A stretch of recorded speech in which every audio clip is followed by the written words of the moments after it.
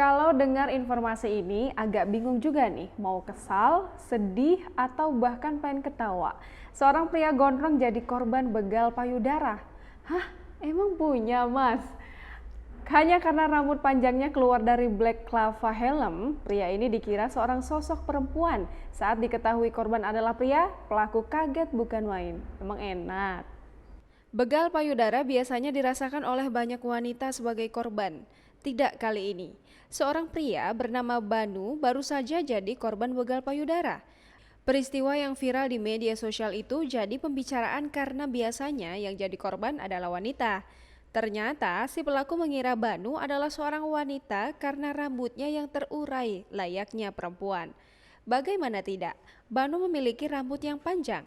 Tepatnya di Jalan Benteng, Ngaglik, Yogyakarta. Peristiwa itu tak mengenakan terjadi saat ia baru pulang kerja Rabu 13 Januari 2021 sekitar pukul 1:10 waktu Indonesia Barat.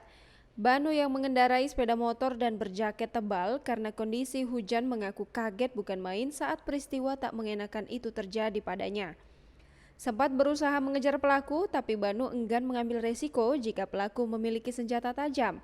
Meski kondisi Banu baik-baik saja, tapi pria berusia 30 tahun ini tidak membenarkan bila kejadian itu menimpa pada orang lain. Banu ingin mencari dan melaporkan pelaku pelecehan seksual terhadapnya. Namun, karena belum memiliki bukti dan saksi mata yang cukup, ia pun urung melakukannya. Dari kejadian ini, Banu mengingatkan pelecehan seksual tidak mengenal gender dan umur. Ia berpesan agar semua orang, baik tua, muda, pria, wanita, tetap berhati-hati. Sebab pelaku pelecehan seksual ada di mana saja dan bisa menyerang siapapun. Setelah cuitannya menjadi viral, Banu menyadari banyak warganet yang mendapat perlakuan serupa dari pelaku pelecehan seksual. Untuk itu, ia meminta agar aparat keamanan lebih memperhatikan kejadian ini, terlebih memberi perlindungan kepada para korban.